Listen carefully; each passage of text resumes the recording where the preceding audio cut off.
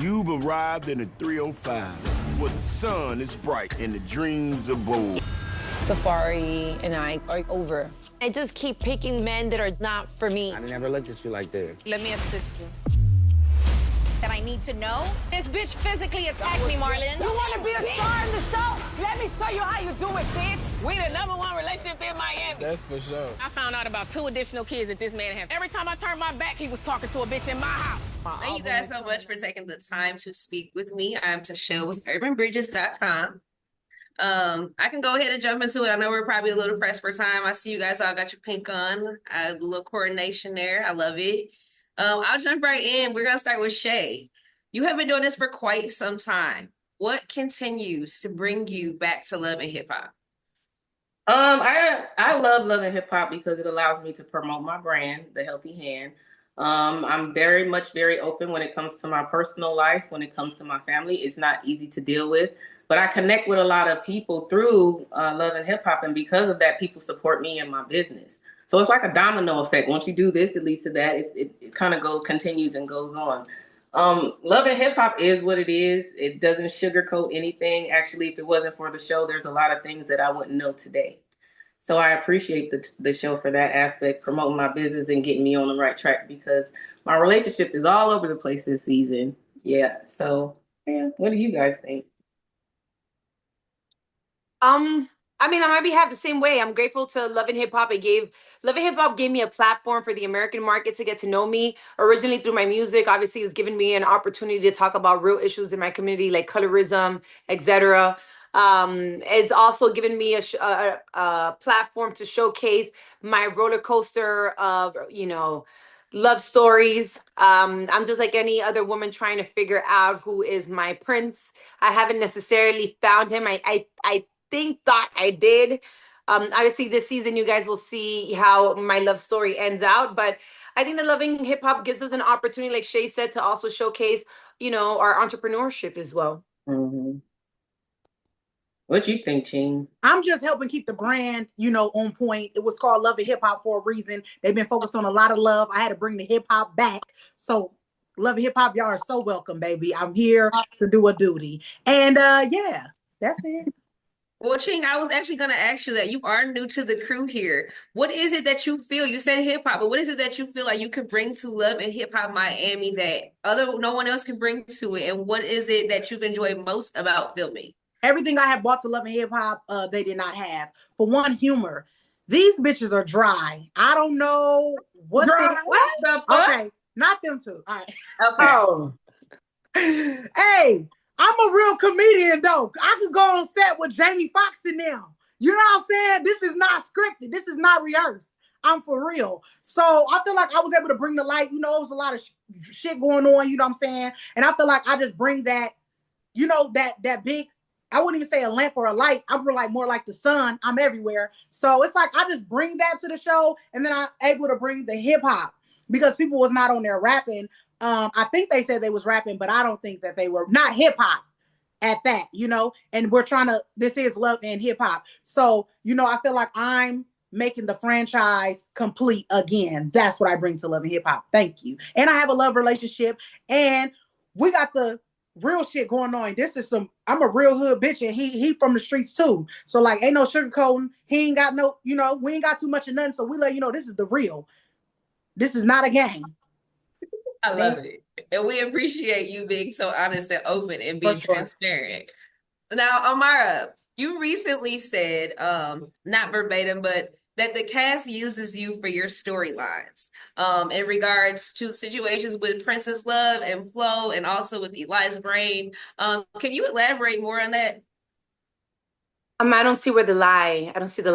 Is there a lie? Was I lying? Yes. I think that it is thanks to me that a lot of these women are on the show.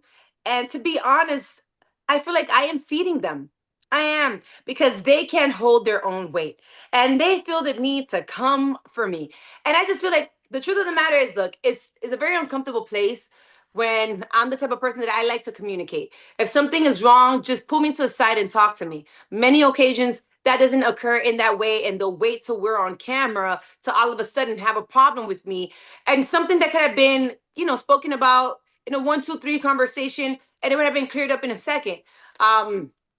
Like, for example, we recently just saw Liza come out with a whole T-shirt and do a whole. It was never that big, and it had nothing to do with her. She just wanted to get herself involved in a scene, you know. So things like that bother me because I'm like, if you have a real issue with me, let's discuss it. We're grown. Look, I don't like it when you treat me like this. I don't like it when okay, cool, my bad. Let's figure it out. But don't wait till we're on camera.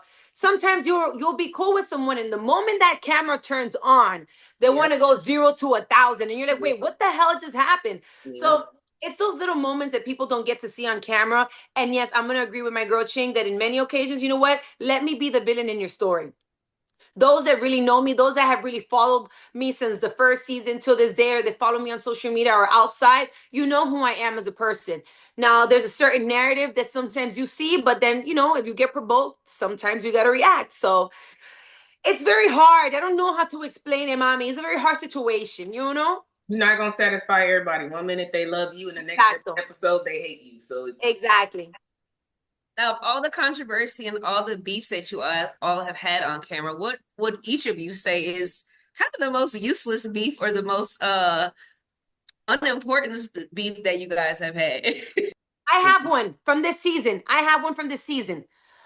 It was so annoying and so crunchy to see somebody that I'm not going to say her name or whatever, because I'm not going to use this platform to be promoting her. Pero que she's whatever, she's Shay's friend or whatever. Ew. Pero she was arguing like for a whole episode about where's the cake? Eat the cake. You know, because of the cake. And I was like, are you really arguing over some cake? I'm so sick of you. Your man brought me some cake. He brought me a slice, and I brought you the whole cake. See what I'm saying? So what are we arguing about? Anyways, moving right along. What did Ching? You guys had so much to say before. I would like you to have this discussion right now. Pretty much, Ching felt like, well, Amara unfollowed Ching for whatever reason. No, I unfollowed you too, bitch. Well, so you followed me back. So that don't got nothing to do with me. You following me back. We had our argument over that already. So no. Look at Shay trying to be messy. Me and Amara have some unfinished business still because I still don't know why she unfollowed me. So no. First of all, I unfollowed. She's saying it's because it was the launch of her spray. Who unfollows my perfume?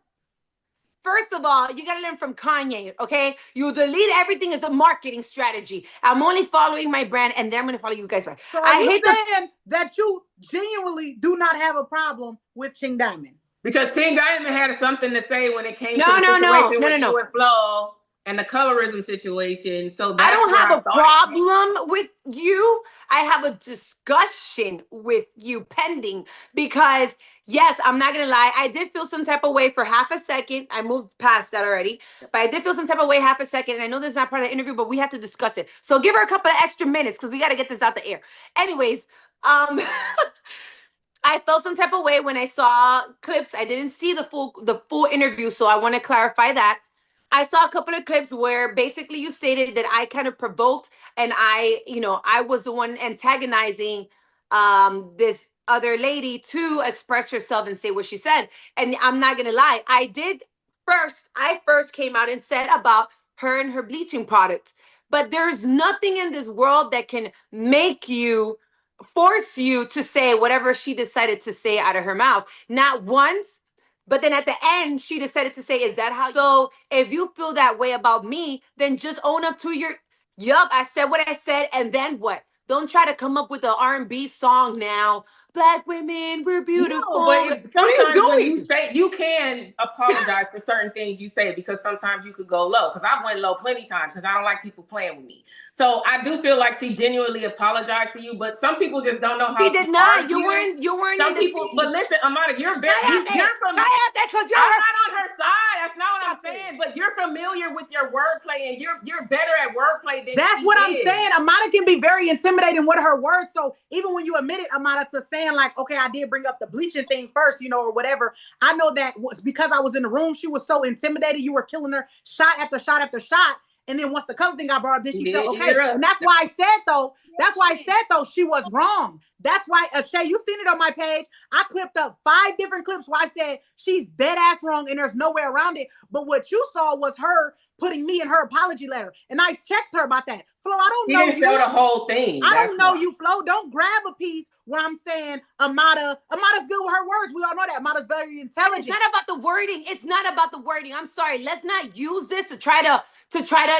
soften up what the fuck she did. It's not the wording. I'm not softening up what she did. I'm not softening up what she did. What I'm saying coming from good with your words. I know why they here now. They here now to see me. So yeah, they here to see a real star. No, I'm playing. I know that they're here to see the drama. They want to see what's going on with Shay and her man. They want to know what's going on with Amara and her music, her baby daddy, and then everybody else who's trying to get a storyline off of Amara. They want to see who's coming in. And for me now, you know, they really want to see her some real hip hop. They want a good laugh and they want to see a fine ass BBW. I mean, what?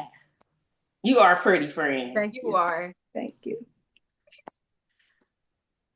Yeah. Anybody else want to answer that? I don't. Yeah, me either. But we're still heated, so we're trying to get it out. Okay. Well, I'll go ahead and wrap it up, ladies. I appreciate your time. Thank you so much for your transparency. I love to see Shay and Amara getting along again. I love the bond that you guys she's gonna cuss me out after this interview. That's okay. I think you guys will be thinking of what to say right now. Oh, I'm gonna get this. Oh, trust me, I know her. Thank you guys so much for your time. Thank you. Thank you.